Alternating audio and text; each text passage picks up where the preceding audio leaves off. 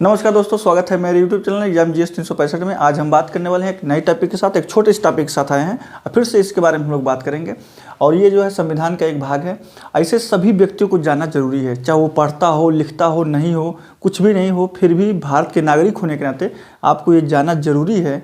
आज हम बात करने वाले हैं राष्ट्रीय ध्वज, भारतीय तिरंगा या झंडा, जो भी आप कहते हैं कि राष्ट्रीय तिरंगा। 26 जनवरी 15 अगस्त को आप हर्षोल्लास के साथ आप मनाए जाते हैं। 15 अगस्त 26 जनवरी को जो है तिरंगा लेके हाथों में घूमते हैं, लेकिन उसके बारे में थोड़ा जानना भी ज़रूरी है कि उसमें क्या क्या चीज़ें प्रावधान किया गया है और उससे प्रश्न भी पूछे जाते हैं। तो जो बच्चे कंपटीशन की तैयारी कर रहे हैं उनके लिए जो काफ़ी अच्छा हम वीडियो लेकर आए हैं। कंपटीशन के बारे में इसमें बहुत सारे प्रश्न बनने वाले हैं, तो इसको आप लोग देखिएगा ज़रूर। आइए हम लोग बात करते हैं। सबसे पहले करें कि राष्ट्र का प्रतीक है, ये क्या है? राष्ट्रीय ध्वज। तो राष्ट्रीय ध्वज जो है इसे कहते हैं नेशनल फ्लैग। इसे हम लोग 15 अगस्त को और 26 जनवरी को जो है काफ़ी हर्षोल्लास के साथ मनाते हैं और फहराते हैं। सभी स्कूल, कॉलेज और सरकारी भवनों पर, लोग अपने घरों पर, निजी भवनों पर भी फहराते हैं। तो ये जो है 26 जनवरी 15 अगस्त को फहराया जाता है, क्योंकि 26 जनवरी को जो है हमारा स्वतंत्रता दिवस है। 15 अगस्त को जो है स्वतंत्रता दिवस है और 26 जनवरी को हमारा गणतंत्र दिवस है।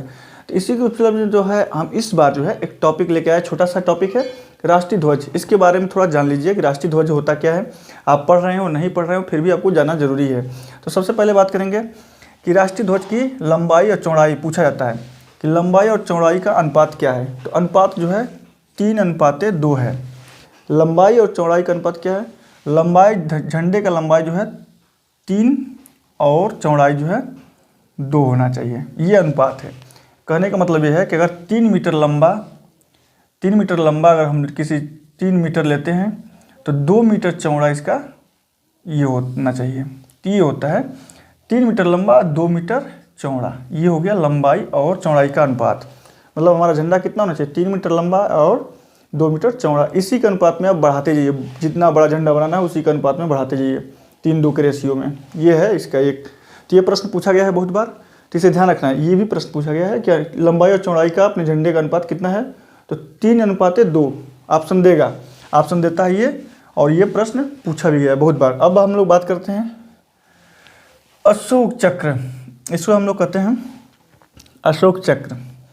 तो इस अशोक चक्र के बारे में बात करें, चक्र जो है सारनाथ में स्थित, सारनाथ जो है वाराणसी के पास 2-3 किलोमीटर पर है सारनाथ, वहीं पर स्थिर है अशोक स्तंभ से, जिसमें 24 तिल्लियाँ होती हैं।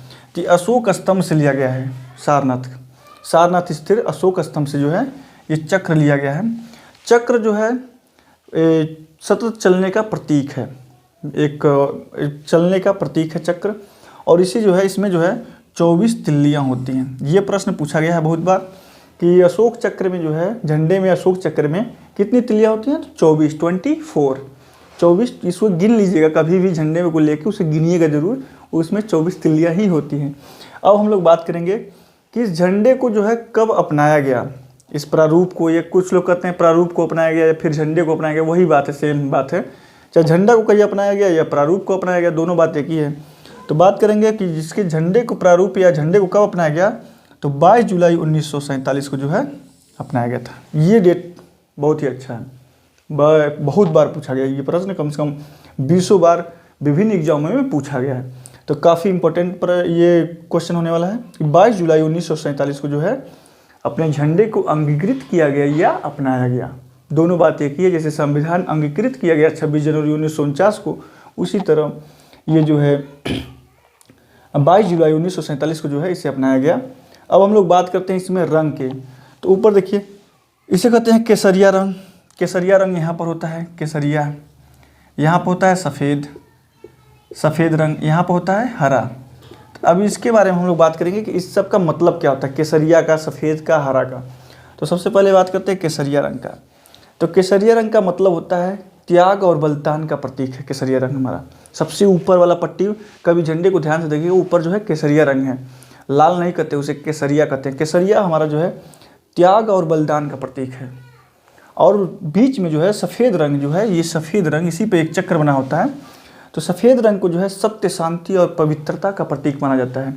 सत्य, शांति और पवित्रता का प्रतीक माना जाता है। वहीं बात करें तीसरे रंग हरा रंग, तो हरा रंग जानते ही हैं हमारे देश में हरियाली रहती है, तो इसलिए क्या कहते हैं, देश की समृद्धि और उर्वरता का प्रतीक है। देश की समृद्धि और उर्वरता की प्रतीक है। अब मोटे मोटे बात कर लेते हैं कि सबसे ऊपर रहता है केसरिया रंग, बीच में रहता है सफ़ेद और नीचे रहता है हरा रंग। तो केसरिया, सफ़ेद, हरा, ये तीनों रंग रहते हैं। बीच में बस सफ़ेद पट्टी पर जो है अशोक स्तंभ से लिया हुआ अशोक चक्र होता है, इसी में जो है 24 तिल्लियाँ होती हैं। तो ये जो था मोटे मोटे हमारे राष्ट्रीय ध्वज के बारे में एक प्रश्न, जितने प्रश्न इसमें बन सकते हैं उसको शामिल कर लिया गया है। इसके अलावा राष्ट्रीय ध्वज से कोई भी प्रश्न बहुत कम चांस है बने, इसी में से पूछ लेता है। ये अनुपात पूछता है, 24 तिल्लियाँ कहाँ से लिया गया, अशोक स्तंभ से, 22 जुलाई 1947। और रंग का कभी कभी पूछ लेता है कि हमारे झंडे में केसरिया रंग किसका प्रतीक है, तो त्याग और बलिदान का। सफ़ेद रंग किसका है, तो सत्य, शांति और पवित्रता का। और हरा रंग किसका है, तो देश की समृद्धि और उर्वरता का प्रतीक। तो धन्यवाद, देखते रहिए मेरे चैनल को, ऐसे ही वीडियो लाते रहेंगे। आप लोग जो है शेयर करिए, सब्सक्राइब करिए, लाइक करिए, कमेंट करिए। आप सभी का बहुत बहुत धन्यवाद।